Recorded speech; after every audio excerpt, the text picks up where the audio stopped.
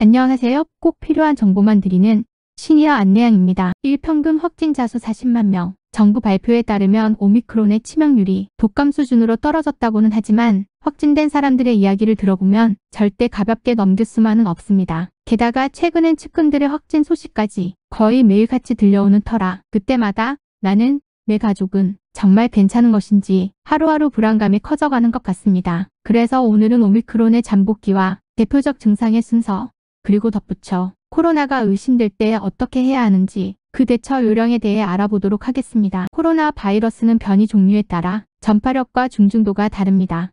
초기 코로나는 전파력은 낮은 대신 치명률이 높았고 증상 발현 역시 바이러스 노출 후 1에서 2주가 경과한 후 증상이 나타났었죠. 그러나 오미크론으로 변이되면서 1에서 4일까지 잠복기가 많이 짧아졌습니다. 전문가들의 말에 따르면 오미크론 증상은 기존 코로나 증상과 달리 특이할 만한 증상이 있는 것은 아니라고 합니다. 발열, 근육통, 오한, 후각소실, 미각소실 등 감기와 비슷한 증상이 나타나기 때문입니다. 그러나 오미크론 이전이 델타 바이러스와 비교해 봤을 때 델타는 미각 또는 후각 상실과 38도 이상의 고열이 대표적 증상이었던 반면 최근의 오미크론 확진자들은 다음 같은 순서로 증상이 나타났다고 대부분이 호소하였습니다. 1. 인후통. 확진자 거의 대부분이 꼽는 오미크론의 가장 대표적이며 가장 초기 때의 증상입니다. 인후통은 목의 뒤쪽인 인두와 후두에 염증이 생겨 목이 아픈 것을 말하는 건데요. 아주 초기엔 목에 뭔가 걸린 것 같은 이물감으로 시작해서 시간이 지날수록 증상의 정도가 심해지고 나중에는 말을 하기도 힘들 만큼 심한 통증으로 바뀐다고 합니다. 또한 인후통이 심해지면서 기침이 나타나는 빈도도 높아지는데요. 특징적인 건 일반 감기에 가래 섞인 기침이 아닌 마른 기침이 나타난다는 것이 특징이라고 합니다. 인후통과 기침이 심할 경우 기도에도 염증이 발생할 수 있는데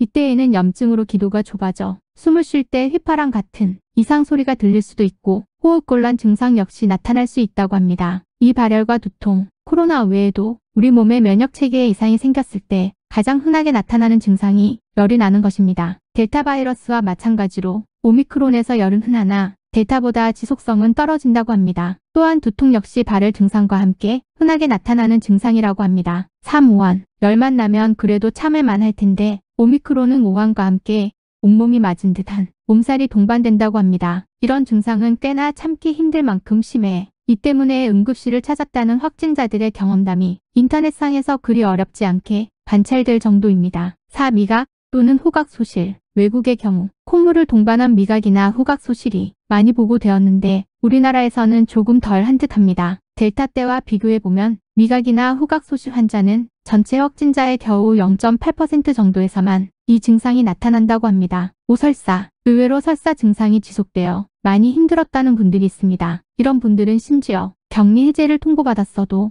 설사가 지속되었다고 하는데요. 전문가의 말로는 오미크론 확진자에게서 설사가 나타나는 이유는 해당 바이러스가 내장의 점막이나 혈관, 신경계를 공격하기 때문에 대장의 기능이 떨어져 이와 같은 증상이 나타난다고 합니다. 물론 확진자들의 수많은 후기와 질병관리청의 증상 발현 비율을 토대로 지금까지 오미크론의 대표적 증상 발현 순서를 말씀드렸습니다만 이것은 개인 면역력과 환경에 따라 조금씩 차이를 보일 수 있다는 점을 미리 숙지하시길 바랍니다. 그러면 지금부터는 코로나가 의심될 때에 도대체 어떻게 해야 하는지 그 대처 요령에 대하여 안내드리도록 하겠습니다. 갑자기 앞서 말한 오미크론 증상이 나에게도 나타난다면 지금부터는 이렇게만 하세요. 첫째, 즉시 주변 사람으로부터 격리를 실시합니다. 만약 즉시 격리를 하기 힘들 때에는 KF94 마스크로 코와 입을 완전히 가리고 최대한 빠르게 코로나 검사를 받도록 노력하며 의심 증상이 없어질 때까지 되도록 사람이 많은 다중이용 시설은 피하시길 바랍니다. 둘째,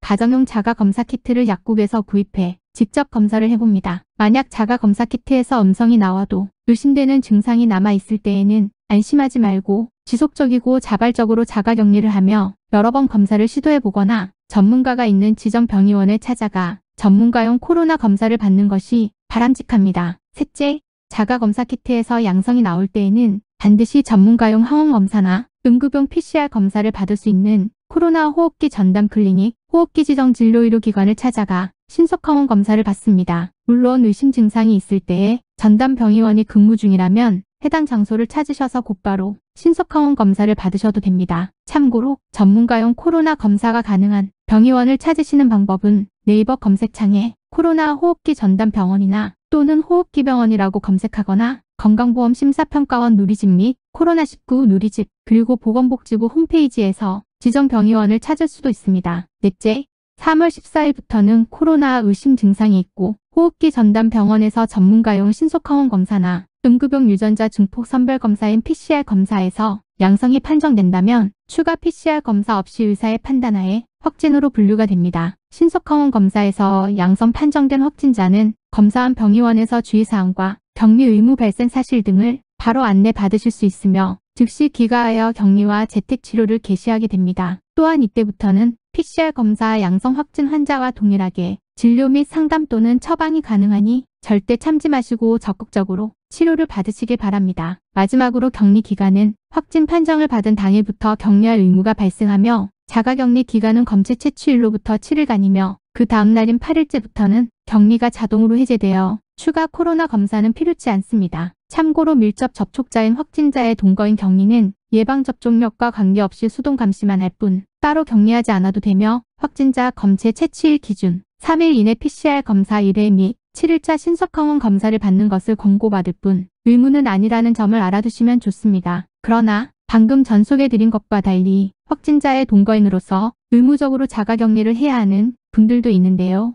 그건 해외 입국자 및 감염 취약시설인 요양병원 및 장애인 시설 내 밀접 접촉자로서 접종력과 관계없이 7일 동안 의무격리 대상자라고 하니 참고하시길 바랍니다. 그리고 오미크론의 확진자면 주목할 지원금이 있는데요. 이건 절대 놓치면 안 되겠죠? 그건 바로 코로나 생활지원비와 유급휴가비라는 겁니다. 이 지원금에 대해 자세히 알고 싶으신 분은 이 영상 맨 마지막에 뜨는 추천 영상을 참고하시면 되겠습니다. 지금까지 오미크론의 대표적 증상과 발현 순서 그리고 코로나 의심 시 대처 요령에 대해 알아보았습니다. 곧 찾아뵐 다음 편에는 오미크론에 확진되었을 때 가장 걱정이 될 만한 확진 시 병원 진료 및 약국 이용 방법과 자가격리 중 약 수령 방법, 또한 확진자가 위독할 시 병원 응급실 내원 및 119 이용 방법에 대해 쉽고 자세하게 다뤄볼 예정이니 구독과 알림 설정하셔서 꼭 필요한 정보를 편리하게 받아가시기 바랍니다.